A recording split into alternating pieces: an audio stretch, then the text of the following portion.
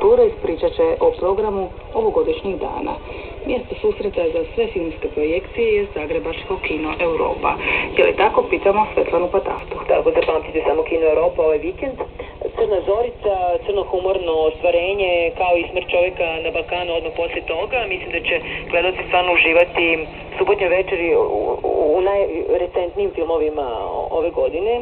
Zatim, preko ovih filmova dolazimo i do zanimljivog mladog umjetnika Srđana Keče, koji je napravio 2 filma, dokumentarna filma Pismo ocu i Miraž. A onda će posjetitelji moći također pogledati i aktivističke i intimističke kratke filmove sasvim mladih filmaša sa Fakulteta dramskih umjetnosti iz Beograda. Također u nedjelju imamo jedan program za djecu.